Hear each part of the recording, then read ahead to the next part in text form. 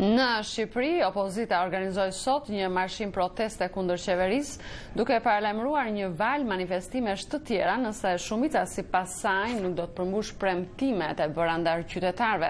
Kryetari i Partisë Demokratike Lulzim Basha akuzoi qeverinë se po godet brutalisht sipas tij konsensusin politik, gjykatët dhe institucionet e pavarura, duke vënë në rrezik procesin e integrimit evropian të vendit. Ndërkohë, parlamenti në seancën e tij zgjodhi kreun e ri të inspektoriatit të verifikimit pasurive në vend të drejtueses aktuale Zana Xhuka. Armand Mero njofton nga Tirana. Mira përkrahas të opozitës së djathtë, të ardhur dhe nga qytetet të tjera të vendit ju bashkuan sot thirrjes së Partisë Demokratike për të protestuar kundër qeverisë në ditën kur vendi kujton rrëzimin 23 vite më parë të bustit të diktatorit Enver Hoxha në sheshin Skënderbej.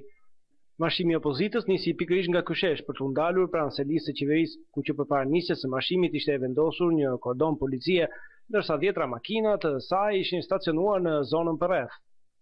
Në duart e protestuesve ishin pankarta ku qeverisi kujtoheshin premtimet e saj, ndërsa ato gjendeshin të shkruara dhe në shumë tollumbace që shërbyen si sfondi i podiumit nga ku foli kryetari i Partisë Demokratike Lulzim Basha, sipas të cilit vendi ndodhet në një uskuiq të rrezikshëm. Opozita tha ai do të jetë barikadë vendimtare kundër përqendrimit të pushtetit, blerjes së tij, pushtimit të pushtetit nga mafia, kundër kthimit pas kundërrënimit të ekonomisë dhe europianizimit, tha ai. I drejtojmë sot qeverisë Ramameta nga ky marshim madhështor proteste dhe nga çdo shtëpi e zemër shqiptare paralajmërimin. Mos luani më as një sekond me kushtetutën. Mos luani më as një sekond me ligjin dhe vendimet e gjykatave. Mos luani më as një sekond me institucionet e pavarura. Mos luani më as një sekond me konsensusin. Mos luani më as një sekond me statusin. Zoti Basha paralajmëroi se opozita do të zbresë sërish në sheshe e rrugë për të protestuar ndaj një përkeqësimi të përditshëm të situatës. Ka një zgjidhje. Sheshi, marshimet, protestat popullore, qytetarët në këmbë, për t'i drejtuar qeverisë me fuqinë e zërëve të bashkuar, paralajmërimin dhe urdhrin e sovranit. Lëre propagandën, lëri prallat, i ku koha prallave, fillo punën ose për ndryshe largo. Është marrëzi se shqiptarët mund dhe do të pranojnë një qeveri që i drejton nga dështimi në dështim dhe të presin 4 vjet.